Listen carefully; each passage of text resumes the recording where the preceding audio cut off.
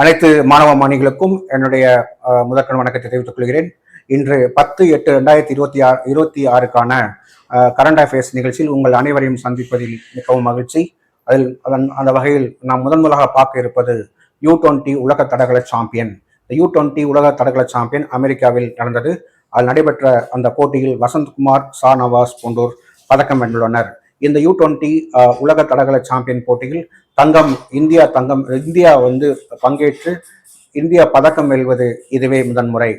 அவற்றில் உலக தடகள சாம்பியன் போட்டியில் வசந்த்குமார் மேக்வால் உயரம் தாண்டுதலில் வெள்ளி பதக்கமும், அதே போல் ஷாநவாஸ் கான் நீளம் தாண்டுதலில் வெண்கல பதக்கமும் வென்று சாதனை படைத்துள்ளனர். அதற்கடுத்தாக நாம் பார்க்க இருப்பது தேசிய சர்பிங் போட்டியில் இரண்டு பேர்கள் அசத்தியுள்ளனர். அவற்றில் கிஷோர்குமார், கமலிமூர்த்தி ஆகியோர் ஆவார்.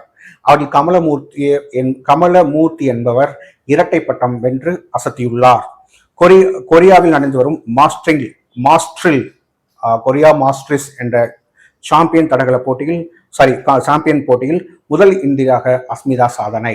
அவர் 4வது இடத்தில் இருக்கும் சீன வீராங்கனையை வீழ்த்தி அவர் இந்த இடத்தை பிடித்துள்ளார். அதுக்கு அடுத்தபடியாக நாம் பார்க்க இருப்பது கனடியன் ஓபன் டென்னிஸ் போட்டியில் உலகின் நம்பர் 1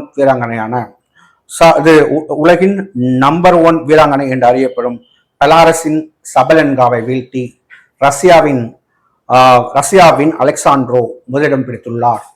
பெலாரஸின் சபலென்காவை வீழ்த்தி ரஷ்யாவின் அலெக்சாண்ட்ரோ முதலிடத்தை தக்க வைத்துள்ளார். அதுக்கு அடுத்தாற்போல் நாம் பார்க்க இருப்பது வெள்ளையனே வெளியேறு இயக்கம் இன்றைய நாளிதழில் வந்திருக்கிறது. அது 1842ஆம் ஆண்டு ஆகஸ்ட் 9 ஒவ்வொரு ஆண்டும் நாம் 1942 ஒவ்வொரு ஆண்டும் ஆகஸ்ட் 9 வெள்ளையனே வெளியேறு இயக்கமாக வெள்ளையனே வெளியேறு இயக்கம் ஆரம்பிக்கப்பட்டது காந்தியடிகளால். அந்த தினத்தை நேற்று அதாவது ஆகஸ்ட் 9 84வது வெள்ளையனே வெளியேறு இயக்கமாக நாம் அனுசரித்து அவற்றை எக்ஸ் தளத்தில் கூட மாண்புமிகு நம்முடைய பாரத பிரதமர் அவர்கள் 1942ஆம் ஆண்டு நிகழ்பட்ட அந்த வெள்ளையனே வெளியேறு இயக்கம் 1947 நாம் பெற்ற சுதந்திரத்திற்கு அடித்தள இயக்கமாக அது அமைந்தது என்பதை பற்றிய பதிவை அவர்கள் பதிவு செய்துள்ளார்கள் எக்ஸ் தளத்தில். அதுக்கு அடுத்தாற்போல் நாம் பார்க்க இருப்பது கேலோ இந்தியா. இந்த கேலோ இந்தியா என்பது நம்முடைய உலக அளவில் இந்தியாவில் கண்டுபிடிக்கக்கூடிய இந்தியாவில் உள்ள எக்ஸலன்ஸ், இந்தியாவில் உள்ள மாணாக்கர்களின் இளைஞர்களின் திறமையை கண்டறிந்து அவர்களை ஊக்குவிக்கும் பொருட்டு ஏற்படுத்தக்கூடிய திட்டம் தான் இந்த ஹேலோ இந்தியா திட்டம்.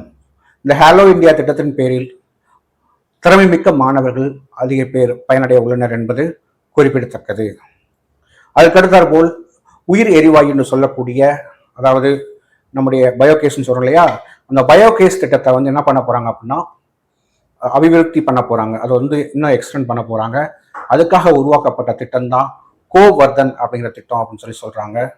அதுக்கு அடுத்தாற்போல் நாம் பார்க்க இருப்பது ஹார்மோஸ் நீரிணை பற்றி நம்ம பார்க்கணும். ஏன்னா அந்த நீரிணை இப்போ அடிக்கடி நம்ம பேப்பர்ல நியூஸ்ல படிக்கிறோம் இல்லையா. அந்த ஹார்மோஸ் நீர்மணி எங்க இருக்கு அப்படின்னா குறிப்பா வடக்கே ஈரானும் தெற்கே ஓமனும் சூழப்பட்டு 2 கால்வாய் கிடையாது அமைந்துள்ளது. என்ன கால்வாய்? பாரசீக வளைகுடா, ஓமன் வளைகுடா, அந்த 2 வளைகுடாக்கு இடையே தான் இந்த ஹார்மோஸ் நீரிணை அமைந்துள்ளது. ஸோ அது ஒரு பெரிய உலக வர்த்தகத்திற்கு ஒரு பெரிய பாலமாக இருப்பதால் தான் இப்பொழுது நம்முடைய அரசியல் காழ்ப்புணர்ச்சி மற்றும் மிடில் ஈஸ்ட் என்று சொல்லக்கூடிய அந்த ஏரியாவில் ஏற்படக்கூடிய பதட்டம் போன்றவற்றிற்கு காரணமாக இருக்கக்கூடிய ஹார்மோஸ் நீரிணை அமைந்திருக்கும் லொகேஷன் என்ன அப்படின்னா வடக்கே ஈரான், தெற்கே ஓமன். இங்க 2 வளைகுடா, எப்படி பாரசீக வளைகுடா, இன்னொரு வளைகுடா பேர் என்ன, ஓமன் வளைகுடா. ஸோ இந்த 2 வளைகுடாக்கு இடையேவும் 2 கண்ட்ரிக்கு இடையில இது அமைஞ்சிருக்கு. குறிப்பா ஈரான் நாட்டுக்கு சொந்த நீரிணையாக அது பார்க்கப்படுகிறது, ஹார்மோஸ் நீரிணை. ஸோ இந்த ஐக்கிய அரபு அமீரகமும் அதற்கு பக்கத்தில் அமைந்திருக்கிறது என்பது குறிப்பிடத்தக்கது. ஸோ இதான் வந்து ஹார்மோஸ் நிலையை பற்றிய செய்தி. ஸோ இதான் வந்து இன்றைய கரண்ட் அஃபேர்ஸ் இது வரைக்கும் நம்ம பார்த்துருக்கோம். ஸோ நாளைய கரண்ட் அஃபேர்ஸ் நிகழ்ச்சியில் உங்களை சந்திக்கும் வரை உங்களிடமிருந்து விடைபெறுவது சாமிநாதன். நன்றி, வணக்கம்.